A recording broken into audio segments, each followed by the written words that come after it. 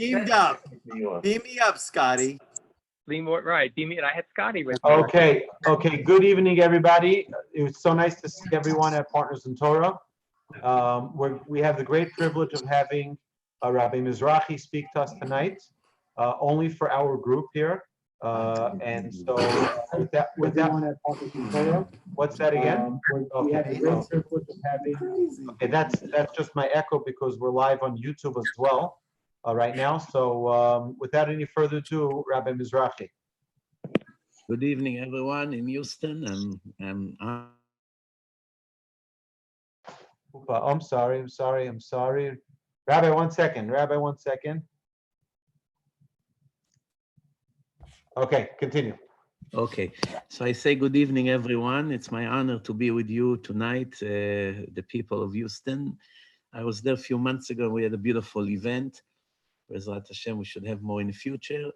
I would like to maybe connect the time that we are in right now. It's the days of the Omer. We're counting the Omer, 2 weeks already into it. And also the situation in the world, and connect it together a little bit for us to have an understanding how Hashem runs the world, because it's very important for us to analyze everything that happens around us on a daily basis. Maybe we should even say on an hourly basis, that every development that happens, and we hear the news, when we see things around us in a community, by the Jews, by the non-Jews, it gives us more and more idea about what is really the message here. Because if we ignore the message, the Rambam, Maimonides, he writes that if a person ignores the signals and the messages that Hashem sends to the world, that's pure cruelty. That's how the Rambam defines it. Why it's cruelty? Because more people would die and more people would suffer. And if a person could bring it to the public and explain to them what's going on here, maybe many people would make repentance and change their ways, and the judgment on the world would be lower and lower until basically everything will go back to normal and to some wonderful days. So we are now in the middle of the days of the Omer. From the second day of Passover, we begin to count the Omer. Even though today we don't have the temple, we don't have the Bet HaMikdash, so this counting is not a direct order from the Torah, it's more rabbinical, as results of what it used to be in the old days. But one thing we should know, that the reason that we don't shave and we don't cut the hair and there's all kinds of restrictions in the time of the Omer is because we actually experienced about 2,000 years ago one of the biggest tragedies in the history of the Jewish people. Now, when we define a tragedy, most ordinary people, they define it by how many people died. If you have the Holocaust, you had millions of people dying. That's the worst tragedy in history. You have the destruction of the temple, hundreds of thousands died in the city of Beitar. That's another horrible tragedy. Then you have other tragedies that 100,000 died, or 20,000 died, or 40,000 died, or even now that we had hundreds of people that are dying. It's all obviously tragedies. But the way the Torah told us to look at things is totally different than the way we are. We have to understand one thing. The Torah gives value to people not based on their beauty or based on how much money they have, or based on their intellectual wisdom or college degrees or the city where they came from. That's none of it, it's relevant. The way Hashem, credit people or evaluate people, that's the right word, is based on their spiritual level only. Nothing to do with physical, nothing to do with look, nothing to do with financial. It's 100% spirituality. If this person is righteous or is wicked, does he follow the laws of the Torah? Does he have faith? Is he a decent person? Is he a person who works on his character to improve his traits? Then he's on the positive side. If it's a person that does all the opposite, then he's on the negative side. The Torah defines it to righteous and wicked people. Now, wicked doesn't mean evil like some people think. It can be the nicest person in the world, polite, educated, some kind of an important person. It could be a great doctor. It can be a person that the community loves very much. And at the same time, you break some of the violations of the Torah purposely. You know that what you do is wrong. You eat not kosher. You break the Sabbath. all kinds of things like this. You know that what you do is against the laws of God, and you continue to do it. That's already puts you in a negative side. So now, when we evaluate people, we evaluate them by how many mitzvot they have, how many commandments they kept in their life, how much Torah they learn, how much they spread Torah to the world, how many people they bring closer to Judaism, like Torch is doing, Rabbi Wolbe over there, and Baruch Hashem, other rabbis doing. Something like this increase your value tremendously. Why? Because more and more people coming closer to God, these children that were lost, coming closer, and therefore their evaluation is constantly growing. Now we are in the middle of the days of the Omer, the 24,000 students of Rabbi Akiva.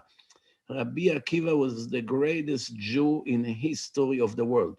If somebody asks you which Jewish person from the creation of the world until today reached the highest level, the answer is Rabbi Akiva. Now you may ask me, wait a minute, the Torah says clearly that Moshe Rabbeinu, Moses, is the greatest prophet. Who can come even near him? Or Abraham, or all these legendary people that are mentioned in the Torah.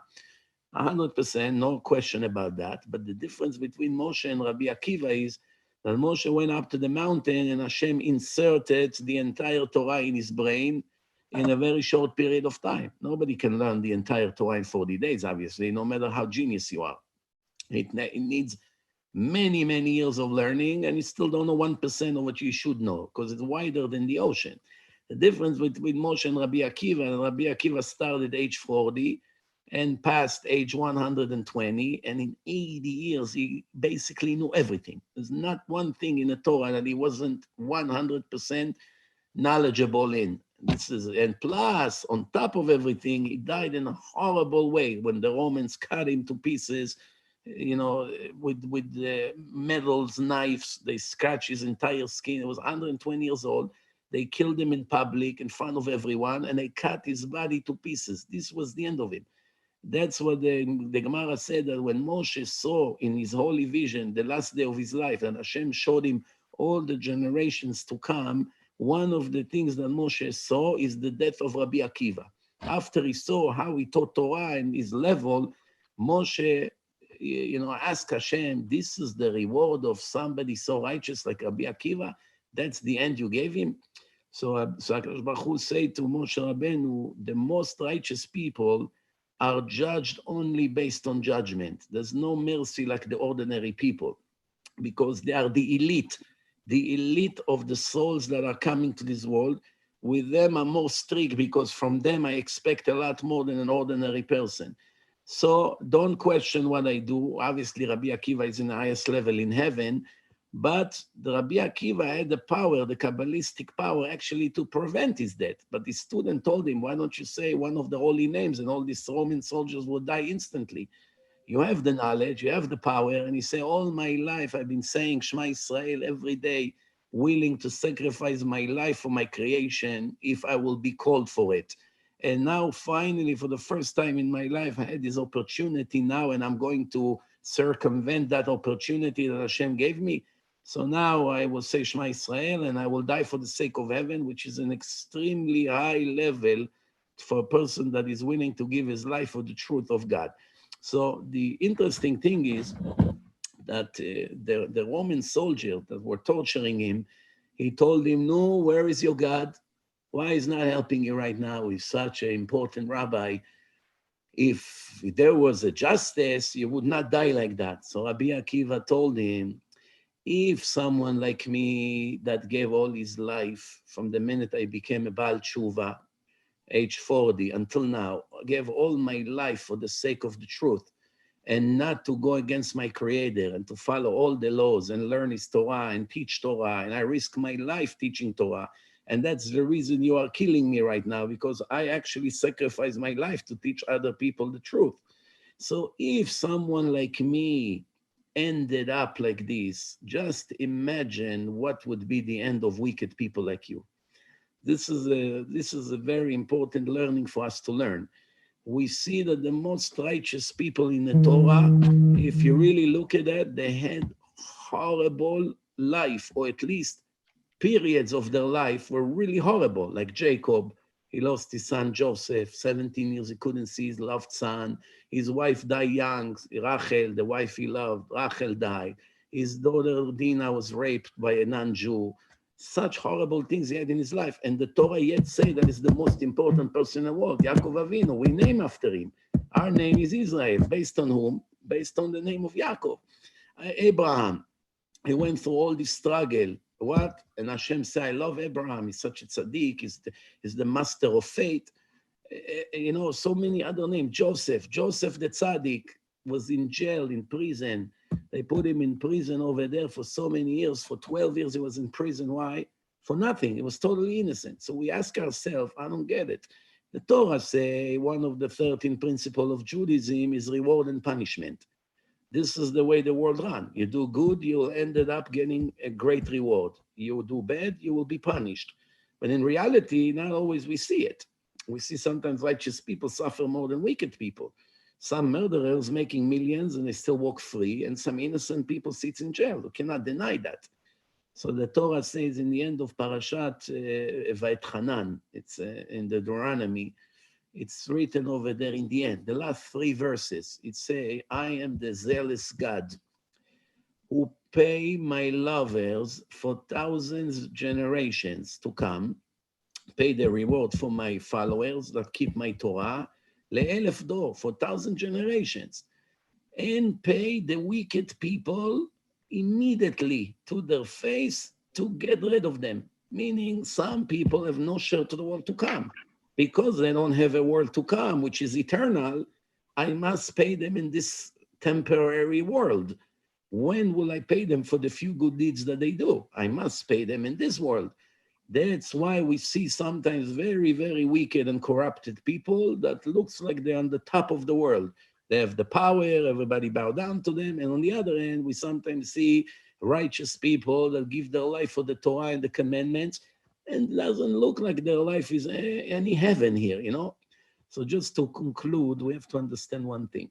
When I say that the tragedy of the 24,000 students of Rabbi Akiva is actually the biggest tragedy in the Jewish history, and that's why we mourn in these days of the Omer, I don't talk about quantity.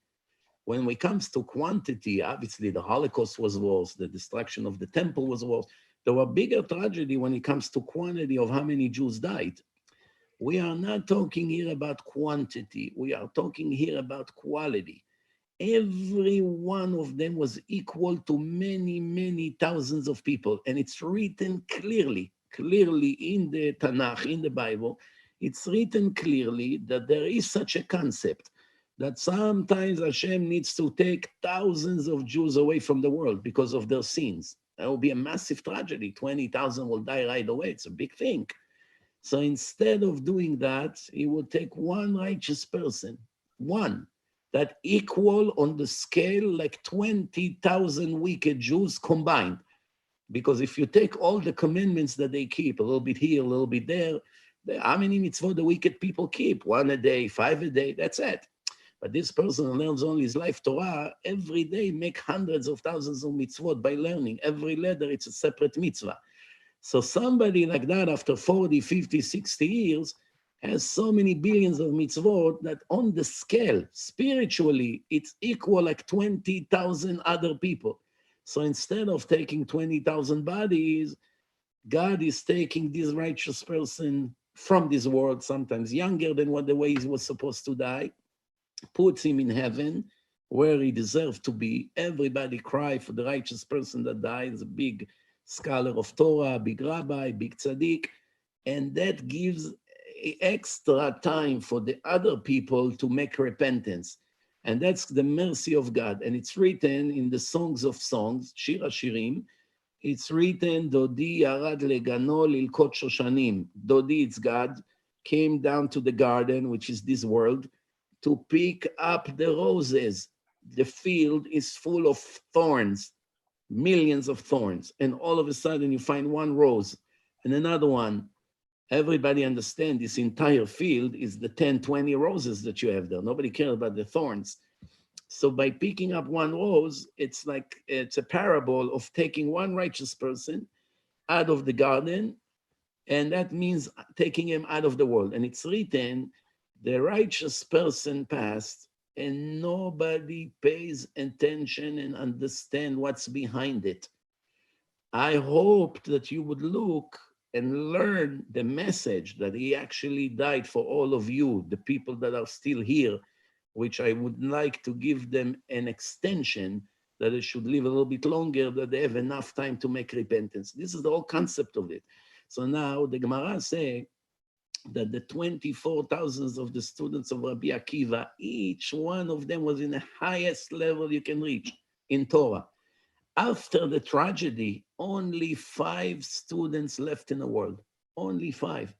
Everybody died. Imagine such thing. Even today, if you take 24,000 rabbis, the biggest in the world, none of them comes anywhere near those rabbis that we're talking about 2,000 years ago. There's nothing to compare. But still, if we take the biggest 24,000 rabbis in the world, all over the world, in every city where you have communities, yeshiva, take all the Rashi Yeshivot, take the Dayanim, take all the important Gdolei Ador, and all of them would die in a period of 1 month. It's something that we'll never be able to ever overcome such thing, such a disaster. Now remember, the disaster, it's not in a quantity, it goes by quality. And this is what a lot of people don't understand. They wonder why we mourn 2,000 years after with the Omer, we don't listen to music, we don't share, we don't have haircuts and all kinds of other things. What is the purpose of it? Oh, it was something that happened 2,000 years ago. There's a big tragedy. We had other tragedies after that. Why we don't mourn for them like we mourn for this tragedy? The answer is because it wasn't a regular tragedy. It was the worst tragedy of the history, that all the Torah, 99.9% of the Torah that existed in the world was wiped out. And we had to start from scratch, from zero, from 5 students. What we have today came from those 5 students. One of them is Rabbi Shimon Bar Yochai, which is your side will be in Lag BaOmer, the 33 days of the counting of the Omer. He is the one who wrote the Zohar, the Holy Zohar, and all the Kabbalah, Kabbalistic things that we know today, all the mystical parts of Judaism came from him. That this Zohar, after he was 13 years in a cave, the Romans were looking for him. He took his son. They were hiding 13 years in a cave, eating carrots, drinking water. You know, so this is basically the days that we are in. And obviously, as you know, we are in the middle of this coronavirus, which is unfortunately one of the very, very serious tragedies that we are going through. Hundreds of people from our community passed just here alone in New York. Many of them are big rabbis.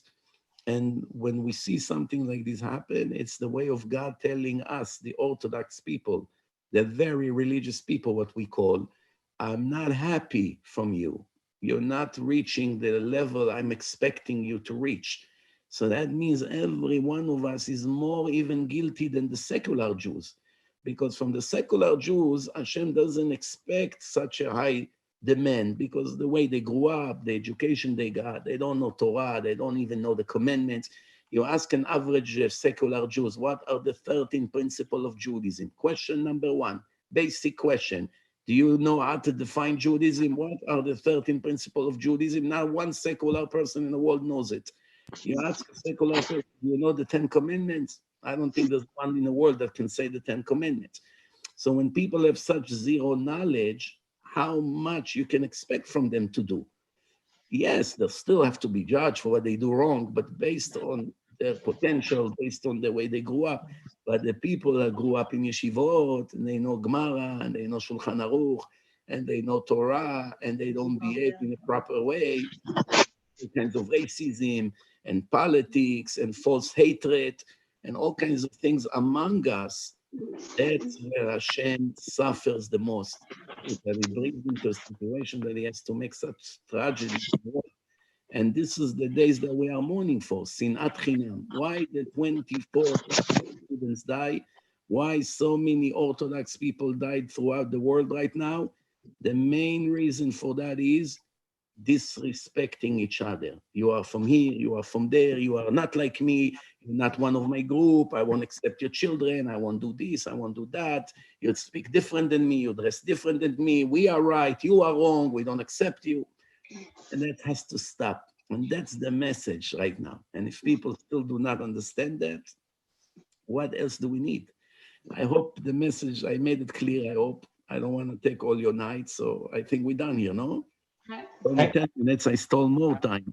No, perfect. Thank you. We have it all night. I'm sure everybody wants to stay all night. But I think maybe anyone has questions, if you can raise your hand and I'll unmute your mic. You can ask the rabbi a question. Anybody have any questions?